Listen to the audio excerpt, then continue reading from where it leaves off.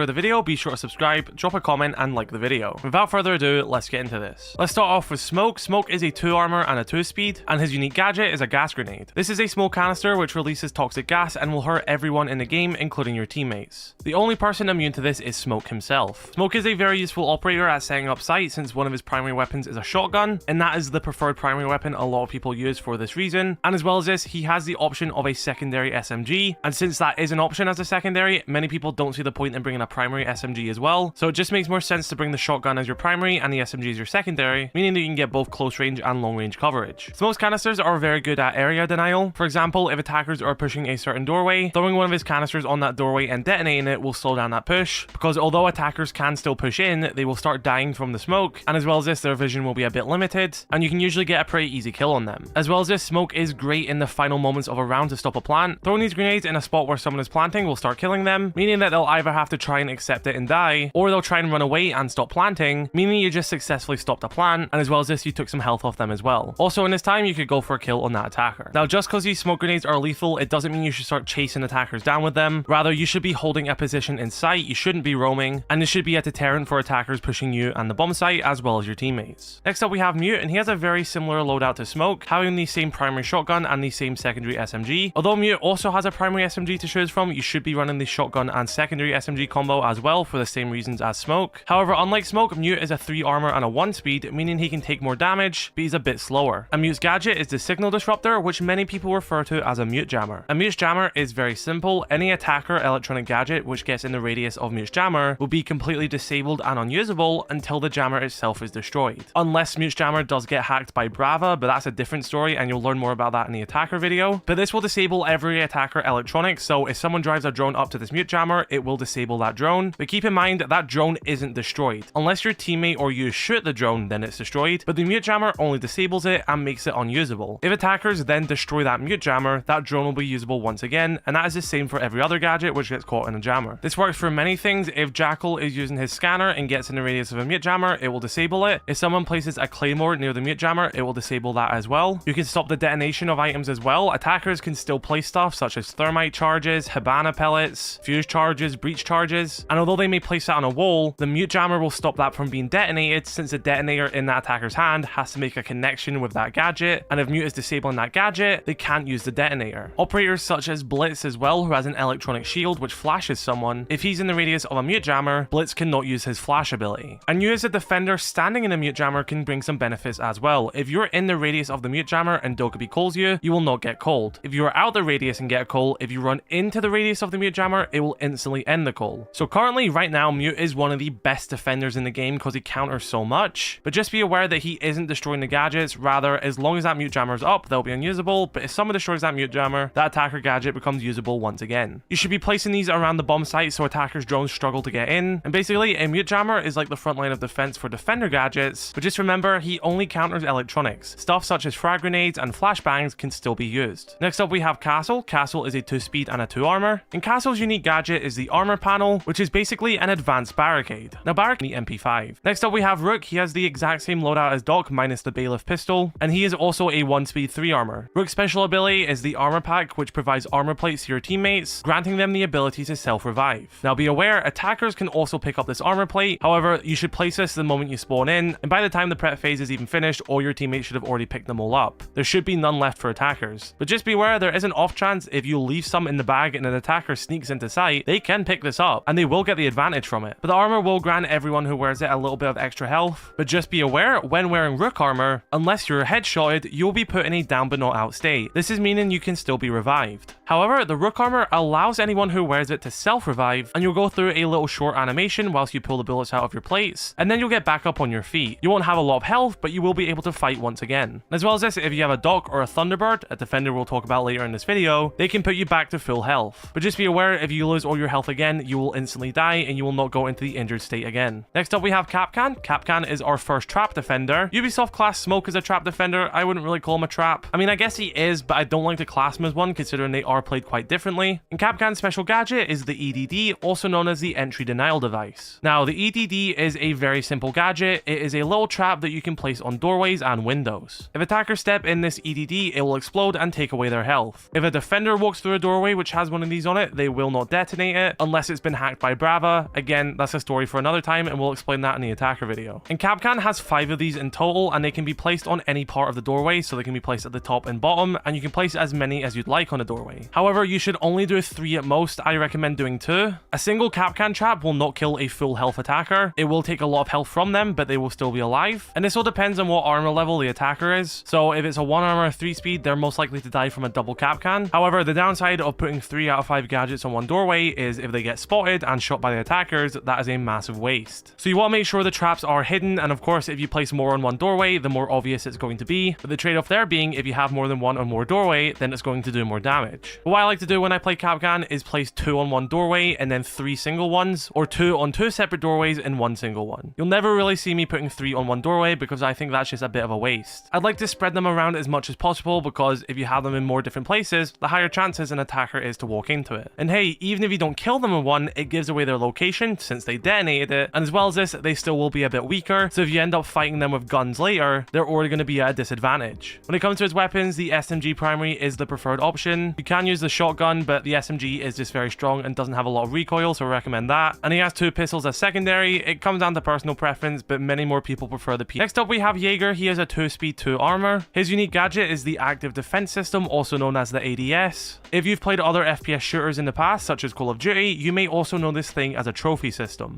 And basically what this thing does, it will catch projectiles thrown by attackers. So if an attacker throws a grenade, but there's an ADS in the room, the ADS will catch that grenade and destroy it. The ADS will destroy pretty much everything which an attacker can throw in this game. So flashbangs, Nomad's air jabs, grenades, smoke grenades, a Gun 6 pellet. Basically any gadget which an attacker can throw or shoot will get caught by an ADS. There is some exceptions such as Gridlock's track stingers or any of the bolts which come from Capital's crossbow, but it will catch the majority of stuff. He has 3 of them in total, and after one has caught something, it will need to wait a little sec whilst it warms up to do it again, but it does have an unlimited amount. Just like most gadgets, this can easily be shot by attackers, so you have to make sure you hide them in a safe place, and also make sure you're placing them in a useful position because there is a radius to them, and if you're placing it outside of the radius of where you want to cover, then the grenade will just fly past it. When it comes to his loadout, he only has 1 pistol, so you have no choice there. He also has an assault rifle and a shotgun. Many people play the carbine assault rifle. It's a great gun, but the shotgun is very strong as well. Next up, we have Bandit. He is a 1 armor 3 speed, and his unique ability is the shock wire. This is a little electronic battery that can be placed on reinforced walls, which can then electrify the wall. This can also be placed on stuff such as barbed wire and deployable shields. It can also be placed on reinforced hatches, however that isn't really viable since it has to be on top of it, and attackers can then just easily shoot it. Bandit has 4 batteries, and he is one of the key denying operators in the game. If attackers want to get through a reinforced wall, then they have to bring a hard breacher. One of the things which completely stops the hard breach from working is a shock wire, since it will destroy it and anything that gets thrown at the wall. Bandit basically slows down the job of a hard breacher, meaning that they have to clear the Bandit battery before they get the wall open, and there's many avenues of doing that, but he is one of the core defenders for protecting walls. He has the same shotgun and secondary pistol as Jaeger, however he has a different primary weapon, which is the MP7 SMG. It's personally one of my favorite SMGs in the game, and I highly recommend using it. Next up, we have Frost. She is our next trap operator. She is a 2 armor 2 speed, and she has something known as the welcome mat, which is basically a bear trap. Basically, any attacker which stands in a welcome mat will be instantly injured, and they are in a state where they can be revived, but they cannot crawl away or move anywhere, and an attacker does have to come save them. Now, at the current point of upload, Ubisoft are planning on changing this next season to where attackers can pull themselves out of the frost mat. So just be aware if you're watching this a little later, that may be a thing which they have added to the game, but the concept of the gadget is still the same. It's a bear trap where you can place it under entry windows, for example, so if an attacker jumps in and they aren't aware that there's a trap there, they'll instantly land in the trap and be injured. Now, if an attacker knows there's a trap on a window, they can jump in and then start pre-firing their feet, so they can shoot it as they're jumping in a window, so be aware of that. And you aren't limited to placing these on windows. You can place them anywhere, but a lot of people like to do windows since they are a bit hidden. But it's a very simple gadget. It is a bear trap. It will get destroyed in a few shots if it is shot at. And when it comes to her loadout, she has a primary shotgun and a primary SMG. The SMG is probably the best option, considering when it comes to her secondary weapons, she also has a secondary shotgun, and you should be running that. She has a pistol as well. It's a strong pistol. The shotgun is very good at making holes in the wall, and when any operator has the ability to make holes in a wall, it is a very strong thing to have. Next up, we have Valkyrie. She's also a 2 speed and a 2 armor defender, and her special gadget is the black eye camera. This is a camera which can be placed anywhere inside of a building. You cannot throw them outside the building. They will will lose connection and then become useless, but you can hide this anywhere inside of the building itself. You can throw them in corners, in the top of the roof, underneath objects, inside of shelves. You can be very creative where you want to place these things. And basically, it's just 3 more cameras for your entire team to use, and they can be placed anywhere on the map. Everyone on your team has access to these cameras, but just be aware they can be hacked by operators such as Brava and Dokkaebi. But this allows you to basically hide cameras wherever you want and give intel in any room you want them to be. Default cameras are preset on the map. You can't move them around. Valkyrie allows you to place any cameras in any place you want. Her primary weapons are the MPX SMG and the Spaz 12 shotgun. The MPX is the preferred option. You don't really see many people running the shotgun on Valkyrie, and she only has one secondary weapon, which is the D50 Deagle, so you don't really have a big option for secondary weapons. Just like Pulsdog, you should be bringing the Nitrocell as your secondary gadget. This is because, let's say you're in a 1v1 situation and the attacker is going for a plan. If you have a Valk camera hidden in sight and your teammates are giving you calls, you can get a Nitrocell from below and take out that attacker. Next up we have Kavera. She is a 3-speed 1 armor operator, and she has an ability rather than a gadget. Now her pistol does have a pre-equipped suppressor which you cannot take off and is classed as a gadget under the gadget skin section, but her main ability is the silent step and the interrogation feature. Her silent step ability reduces the noise of her footsteps when running and walking, and as well as this, when using this ability, she does counter Jackal. Now with this combination of the silent step and this suppressed pistol, when you injure someone as Kavera, or even if they get injured by your teammates or they blow themselves up, regardless of how it happened, when attackers are injured, Kavera can interrogate them. If you pull off a successful interrogation, it will show the live location of every remaining attacker on the map for a short period of time. This can really slow down a push for the attackers, especially if they're already in the building. This really puts them at a massive disadvantage, because the moment an interrogation goes off, you'll see a lot of attackers basically try and run out the building and hide. The fact that the entire defending team can see where they are is a massive thing. Now, Kavera is high risk, high reward. Pulling off an interrogation isn't easy. You have to hope that that attacker was by themselves and they don't have a teammate covering them. A lot of the time, you'll see some Cav players go for an interrogation. However, since that attacker had a teammate with them, Cav will get shot, the attacker will get revived, and defense is down 1 operator. When it comes to our loadout, the M12 SMG is not the best. I really don't like this weapon. Its fire rate pretty much sucks, but it will get the job done if you're good enough. The Spaz 15 shotgun is pretty good for some people. This is the preferred option. And finally, of course, her secondary weapon is the pistol, which you cannot take the suppressor of, and that is her